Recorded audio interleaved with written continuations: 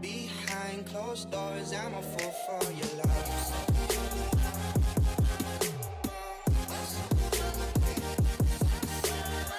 Hello everyone, my name is Anthony and welcome back to the Anthony James Show here on Sports Fan Entertainment.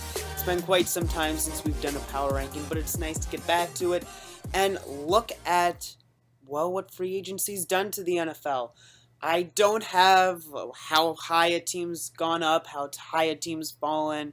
I decided not to do that because last season's done. We're moving on to this coming season. And it's hard to really say how a team will do just by free agency alone. You need to see the draft, you need to see the rest of the offseason, and even the preseason to get an idea of what a team will be. That being said, these are my current power rankings after we see what's happened thus far in free agency. I'm not going to go and talk about each team like I did a lot of the time during the season. Instead, I'm going to focus on some of them that I can expect people to be kind of surprised with me putting a team there. I'm going to start out with the Seattle Seahawks because I have them very low, probably in your mind. I have them number 15, which I can understand why somebody would argue that, hey, you have them low. But I'll be honest, like the Seahawks, I had them winning the Super Bowl before the start of this past season. They were a big disappointment in the fact that they made the divisional round and then they didn't do anything. I look at this offseason, what have the Seahawks done? Brought in Eddie Lacy? Really? That's your big move? You brought in Eddie Lacy, who hasn't had a good season in 2 years? You brought in Eddie Lacy? Okay. And I didn't really understand in general why the Seahawks want to bring in a running back. I don't think their running game's the best in the NFL, but they have a decent options with CJ Prosise and Thomas Rawls. Do they need to bring in another running back option?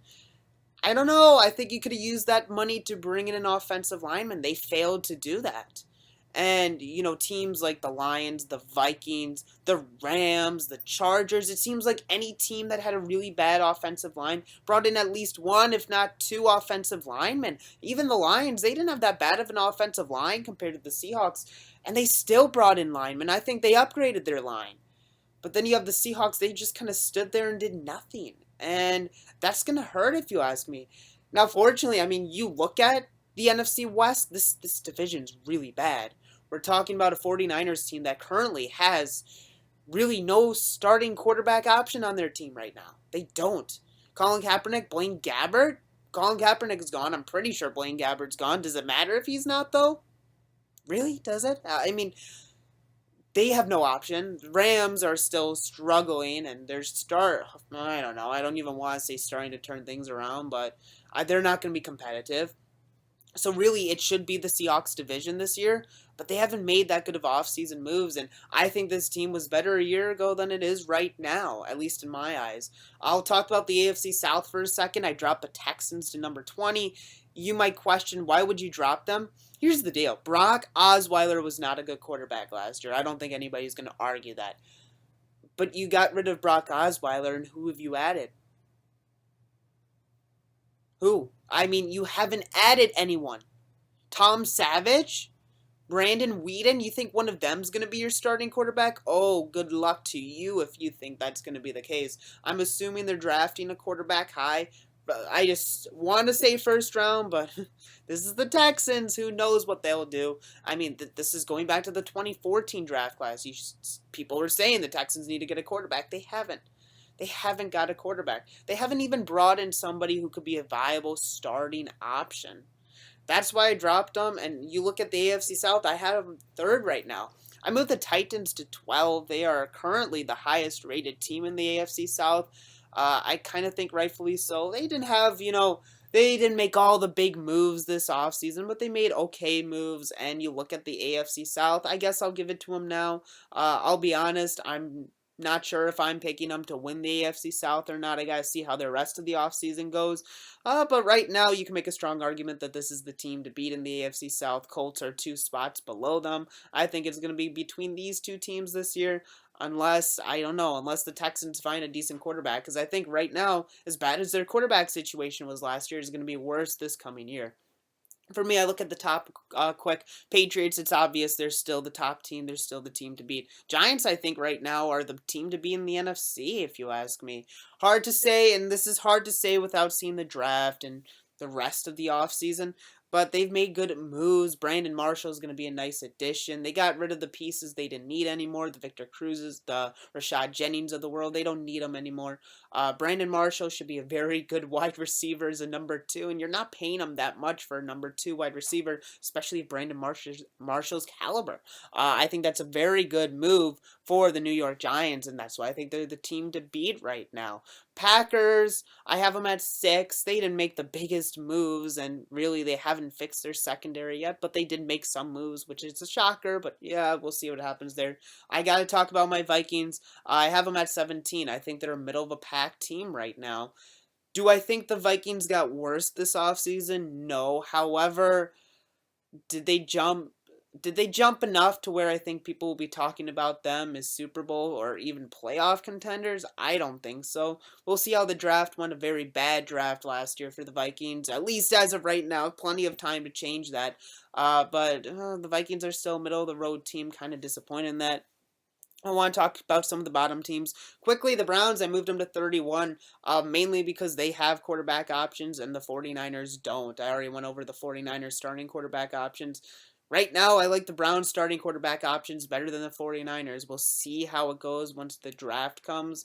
But that's the case. Even Brock Osweiler is better than whoever they have on the 49ers. And I don't know if they even keep Brock Osweiler on. I guess we'll see what happens. Jets are 30. They dumped a lot of players, and they didn't really replace them. That's kind of disappointing. Bears, I have them at 29. I guess I can make an argument that I moved them up more. But they're a team that made a lot of free agent moves. We'll see, is Mike Glennon really worth the money they paid him? I'm not so sure. The Jaguars, they're at 28. I mean, they made some free agent moves, but they've done that the last 2 years as well. We'll see if these are the moves that finally pay off. The Panthers, I have them at 19. They brought in a lot of former Vikings. They brought in 3 former Vikings, to be exact, but I don't know. I think the Panthers still have work to do, and I don't think they improved. I think they're better off than they were at the end of the season, but I don't think this is like we're talking winning the NFC South again team. I don't think we're at that point. Bengals, they lost to 2 starting linemen. That hurts. I don't know why you would move them up for that matter, really. You lose 2 starting linemen. I don't like that. Cardinals, they're getting older. Hard for me to move them up at all. Redskins, they lost 2 starting wide receivers and replaced them with one who's only had one good season as a starter. I am worried about that. Kirk Cousins, for some reason, they do not want to re-sign this guy. I don't know why, but they don't. I'd gladly take Kirk Cousins as a Vikings fan, but this team in a division that's quickly become a very difficult division, they have not done enough to keep up with the Giants, the Cowboys, and at this point the Eagles. The Eagles signed 2 free agent wide receivers, like the Alshon Jeffrey signing, do not like the Torrey Smith signing. He was not good with the 49ers. He didn't even get a 300 yards last year. That's horrible. I don't know why they are expecting anything out of this player, but whatever. I mean, that's their problem, I guess.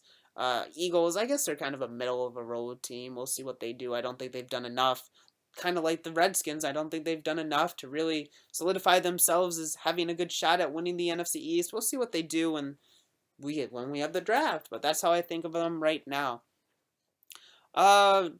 Dolphins, they made some moves. I think they're okay. I gotta talk about this quick. I almost forgot. This will be the last thing I talk about. The Buccaneers, I have them 1 slot ahead of the Falcons. I'll be honest, right now, and again, this is without seeing the draft, I think the Buccaneers can win the NFC South next year. Falcons are still a good team, but man, Deshaun Jackson's going to be a great option for a team that after Mike Evans really had no one at wide receiver. Buccaneers, they are looking to be a very good team. I won't be surprised if in a year from now we're talking about them as not just a playoff contender but a Super Bowl contender. This team is getting good fast with a very good up and coming quarterback in Jameis Winston. If I'm a Buccaneers fan, I'm the most excited. And I'll look at this list one last time. Who do I think got the best from this free agency period? Part of me does want to say the Tampa Bay Buccaneers, but let's be honest, the Patriots kept themselves where they need to be. They kept themselves at the top and above others. That's where they need to be right now to have a chance of repeating as the Super Bowl champions. So I guess right now, without seeing the draft and the rest of the free agency, I'd say the best offseason goes to the New England Patriots. But those are my power rankings. I know you guys probably are disagreeing with a lot of things, but I'd love to hear your opinions. Feel free to leave them in the comments below. And if you're new to me, you can follow me Twitter at Anthony James TV, link in the description. Subscribe to me, Anthony James TV, for more NFL videos on my channel. Behind closed doors, I'm a fool for your love.